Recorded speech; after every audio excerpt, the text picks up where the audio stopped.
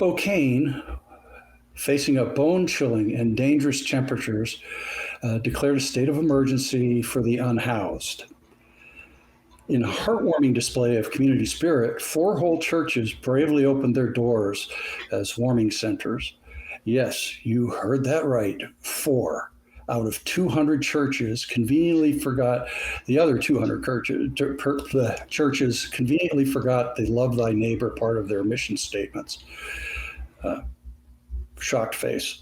The article explores the challenges that apparently left the majority of churches too busy or unwilling to lend a hand, because nothing says compassion like having empty pews while people freeze to death outside. This story is from the Pacific Northwest Inlander by Nate Sanford on January 18th, 2024. As you can imagine, I have something to say about this, but let's hear from Helen first. Okay, so I'm just gonna lay some facts down, y'all, okay? So right now, the northern United States is currently experiencing another brutal winter, all right?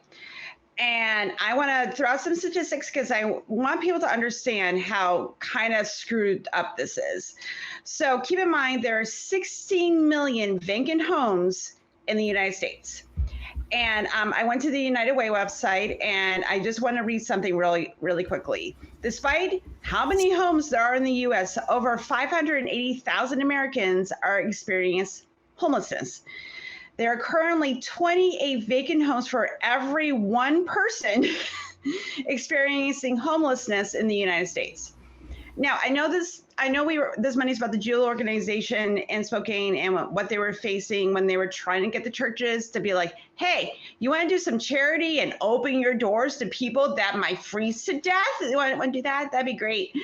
But we all know, because we've heard these stories before, that the followers of their, chosen sky daddy are not always charitable, and they're worried about letting the common riffraff into their places of worship, and they'll come up with a bunch of different excuses.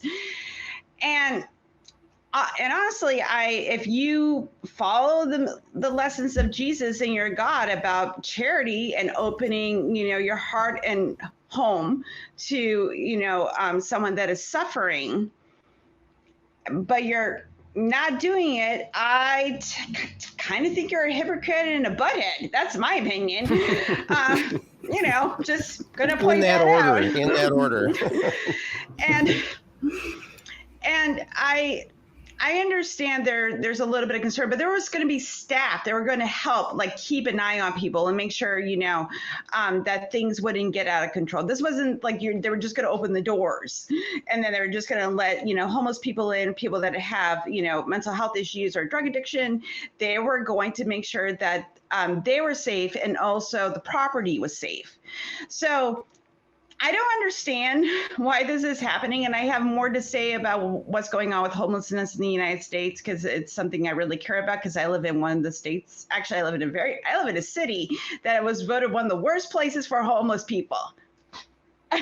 Yay! So before I, talk about those type of concerns, Scott, say things. Sure. Say words. I have a few. I know it's hard to believe, but I do have a few things that I could say here. So in our earlier segment, we were talking about how some states are refusing government aid to provide food for underprivileged children, and so very often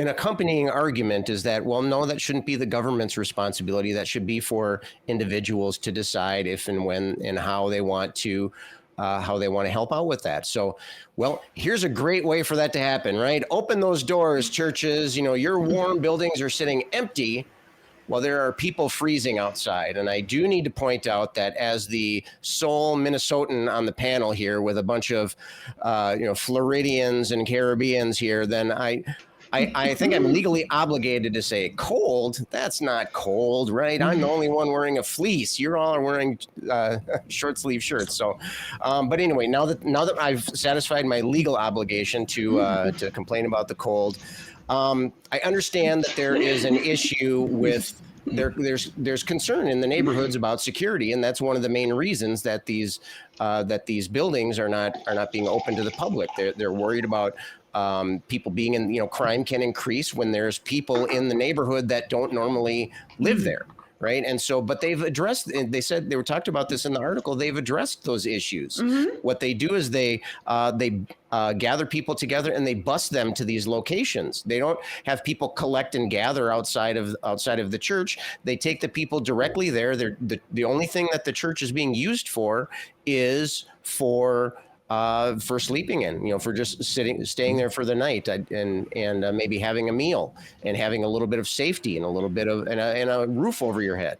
And so they've addressed many of the issues. They have staff that sit there with the with the residents there in the building, and so safety and security is being addressed, and they've done it pretty successfully too. And I don't see any reason why this couldn't be scaled up. There's many buildings that go unused, churches among them, but there are other places too that could be used with a model like this. If security issues and transportation issues and safety issues can be addressed, then we can. The human power that's needed is not all that great. I think the article was saying that this organization has 2 staff members per location, and I think they said there was about 20 people staying at each of the locations. And so there's as long as we can keep a reasonable number of employees there, they can maintain the situation and keep everything under control. Much of the concern, quote unquote, concern about, the downside of doing this kind of thing is really just, it's just non-existent. It's just non-existent. And so, so it seemed to me, at least, this seems like, and I don't want to say a solution, but it seems like a short-term Band-Aid to the problem, maybe. And that's been around for a long time. As a community, we need to help each other out. We were talking about this before with the food. We need to be able to help each other out. And so this is a good way that we can do that. Obviously, a long-term solution would be to help people get into safe, permanent housing situations. But in the meanwhile, while we're working on that, there are some symptoms that need to be addressed before we focus on the root causes of this. So Phil, what do you have to say about this story? I am going to say this is a problem with Christianity, usually. Many of them preach love, but don't demonstrate true love. And if they want to do something like this, usually involves personalization, where they give a message, do something, take close to the homeless, but still preaching for a gospel message. Right. And I find, to me, that's not necessarily that you care about the person's needs. You're caring more about getting converts. And a lot of them are more concerned about their property than about people, than the needs of these people. And rather than saying, yes, these churches could have said yes and come up with solutions. They could have even asked some of their church members to volunteer, to even bring, which I think the article did say that some of the, for the churches that open, some of the persons, even in the neighborhood, brought food, brought things to help feed the homeless. So it baffled me as to what is the problem. Why will you not open your doors, your church doors, empty pews, an empty church, a warm church, to persons who are out in the cold? If Jesus came, if Jesus was there, he will have, I sure will have rebuked them, because they're supposed to take care of these people. Remember even when Jesus, in the story where Jesus took the 5 loaves, the 2 fishes and 5 loaves, and feed the people, he didn't send them away, he fed them the same time. Perfect example. He wasn't worried about his property value. No, right. So it is sad that some of them said that they're sitting on the fence. That some of them sit on the fence, they ain't sure. To me, that's saying no. In my book, that is saying no. Right? You have to show, can't your all-powerful God protect your property? Do you really have faith in your God? To protect the property? Right. So much for faith in their God. But persons, they could have asked people to volunteer to, do a shift system, something like that, to if they're so concerned about protection of property, which I can understand you have concern about protection of property, but you can ask persons to volunteer. And I'm sure there are people who in their church will volunteer because they do care. Some persons do care about people. Some Christians do actually care about people, right? So, yeah, it just baffled me. Jonathan, what is your thoughts on this here? Well, I think that a little bit of history of what's going on. In Spokane, I think there was a nonprofit about, it might not have been a nonprofit, but I did hear about and present an article that, and so I bothered to, the city government there in the previous administration started destroying homeless encampments within the city. They passed an initiative, which means the voters of that city said, "Yeah, get rid of all these, homeless camps. We don't want them around." And so they basically forcibly removed all these people. Now, the Jules Helping Hands was managing a 600-person camp out by the freeway on state land. And they had to go to court to keep the law enforcement and other officials of the city from destroying that camp and basically punishing 600 people for just existing. And that was stopped by the courts saying it was unconstitutional. So, and that's because I think it was more that I didn't read the actual case, but I think it was more the fact that it was on state land and the ordinance only covered city public property. So they were kind of usurping the duties of the state. So I'm not exactly sure if that was one of the arguments or not, but they won that one. Jules is Helping Hands helps homeless people in more than just housing during cold things. They arranged, along with another nonprofit called Love Spokane, I think, who they managed to get an empty church that was for sale, and they talked to the owner, and he said, "Yeah, go ahead, use the church," and they're thinking possibly of buying that because of where it's located to be like a 24/7 shelter for homeless people. That hasn't fruition yet. But the whole idea is when they go to these things, when they open a church up like this, they get a church to do it, they do what they call a gentle introduction. And that is they start the operation.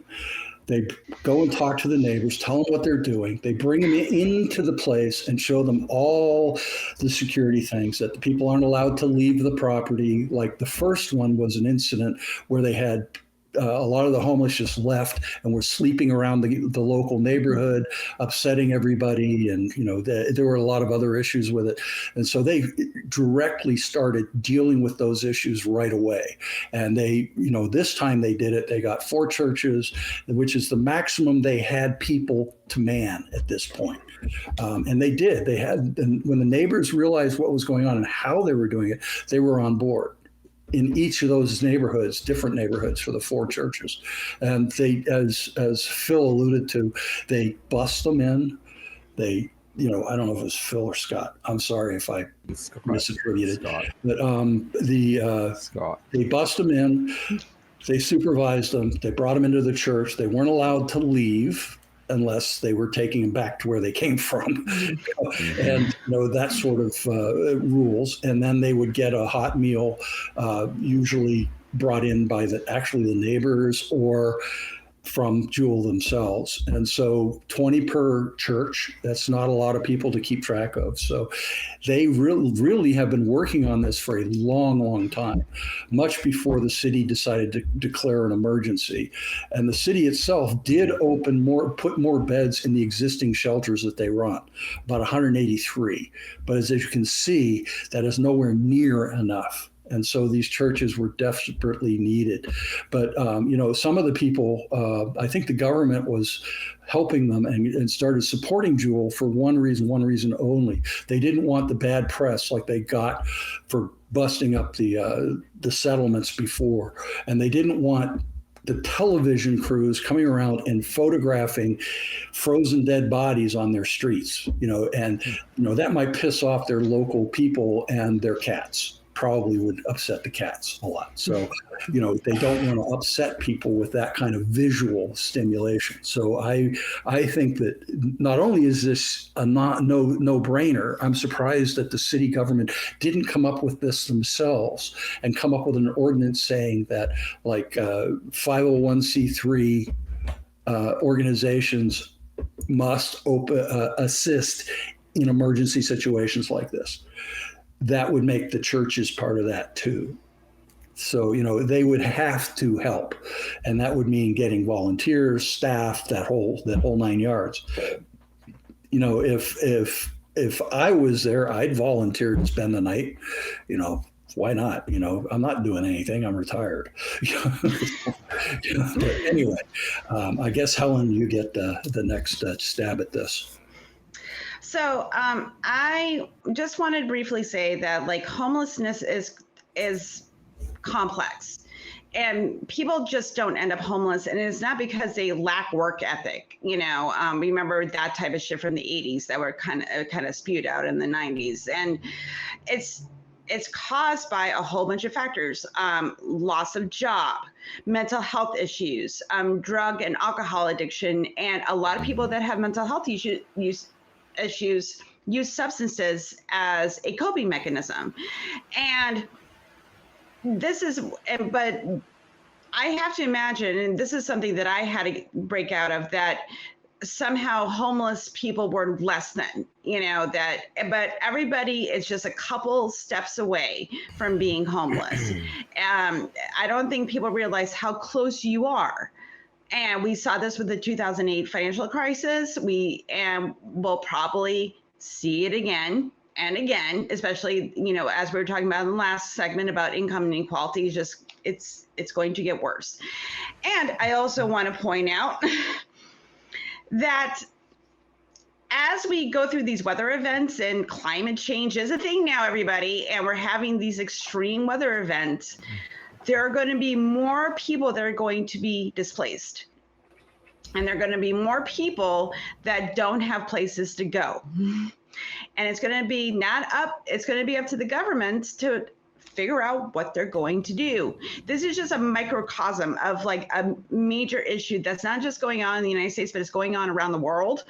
And this is something that is showing what's going to happen when extreme weather events happen. Now, I want to commend the Jules organization for getting the churches to put their money where their mouth is.